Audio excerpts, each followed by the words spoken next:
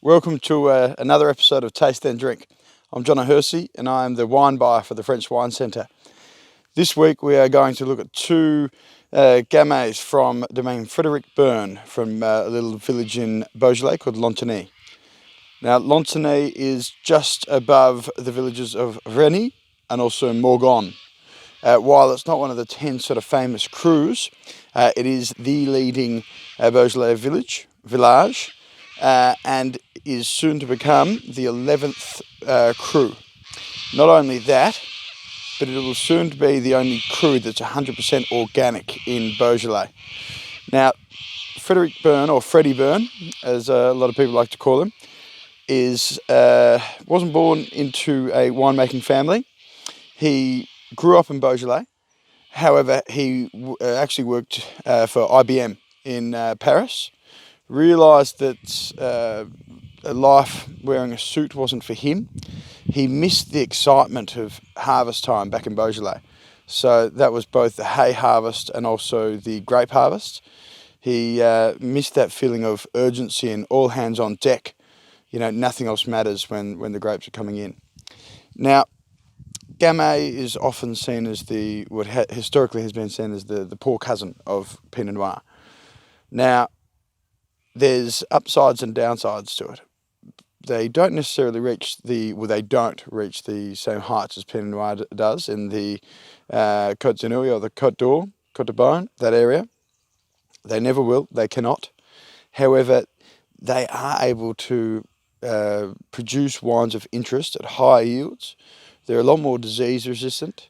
The flavours are simpler, but they're almost more quenching, particularly at a lower price point.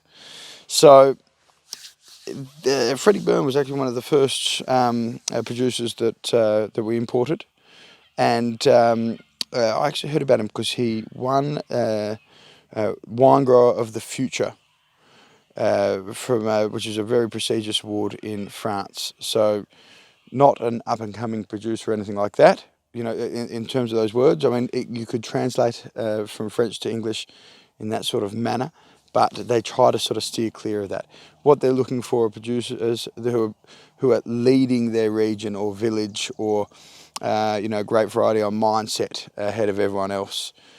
Fantastic viticultural principles, environmental principles, and also building on the greater good of their region and France as a whole. So Freddie is actually the president of the Lantignie Association, so he's driving the elevation up to cru status. Now, what makes Lantignie so interesting is it's actually perfectly shaped like a diamond. Now, it splits directly in the middle with a river. On one side, we've got, on the western side, we've got blue granite, which is mixed with clay. And on the eastern side, we have pink granite, which is mixed with sand. Now, the resulting wines are extremely different. The pink granite and the sand makes wines that are very perfumed and lifted, but not with the body of the blue granite. And the blue granite produces wines that are more brooding. Now, let's have a little look. So, taste the granite rose first. The granite rose, as you'd expect, is the wine that comes from the pink granite side.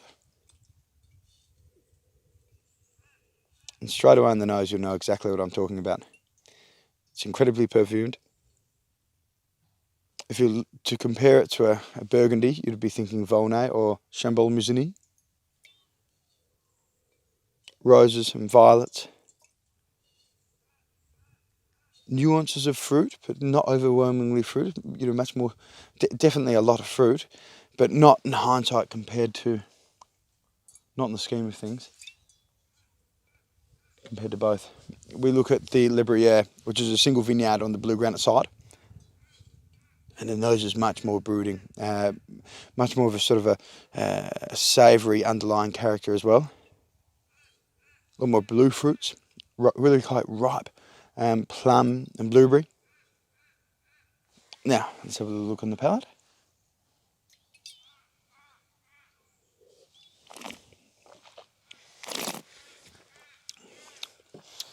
The freshness and the florals are really transferred onto the palate. Really fresh, really bright. You know, very much a lunchtime wine. Really quite fine boned, but you know, very much so an emphasis on very fine grained tannins, high level of acidity.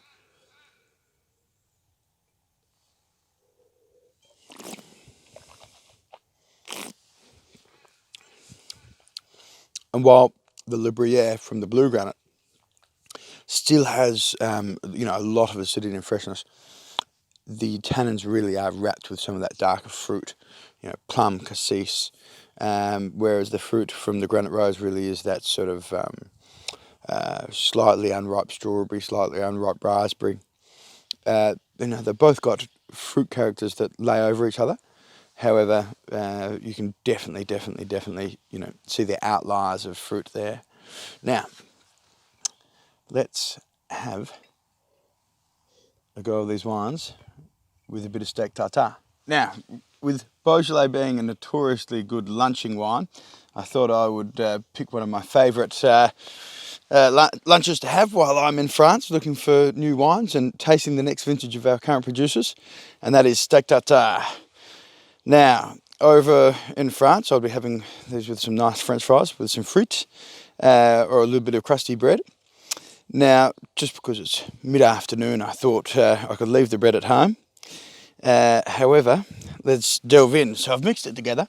100 grams of raw eye fillet, put in the freezer for a little bit so it stiffens up, chopped up, diced into nice sort of small sort of cubes.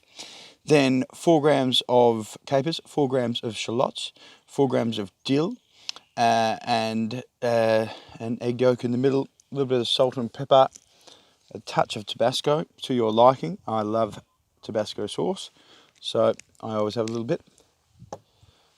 Touch of lemon just on top. And let's see how it goes with Frederic Berne. Okay.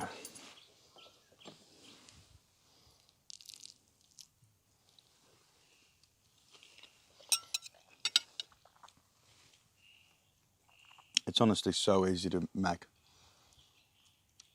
If you ever just feel like something light, fresh, very healthy, tasty, you're mad not to go get just a 100, 200 grams of beautiful eye fillet, chop it up. It's so simple.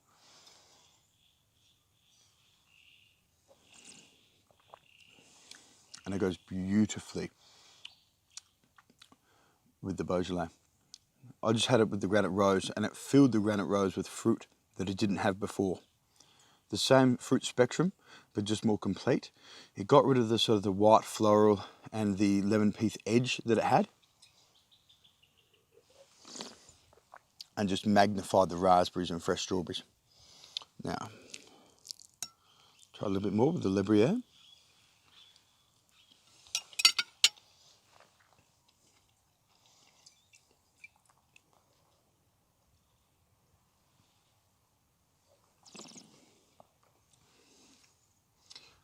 And again, it just amplifies the cassis and the ripe plum fruits really well.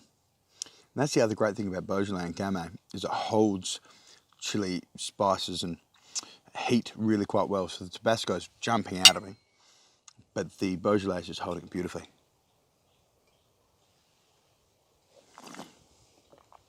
Prior to this, the Le Bruyere was my favourite, just for consuming. But what it did is it really brought the granite rose into another realm. It really filled it out with fruit. However, I think that it just improves the Le Bruyere as well. So for me today, with a little bit of Tabasco sauce on top of a beautiful simple steak tartare, 2016 Domaine Frederic Berne, Beaujolais Lantignie, Le Bruyere. Take the cake. Righto. I'll see you next week, and until then, drink well and eat well, and I look forward to hearing from you. Cheers. Bye.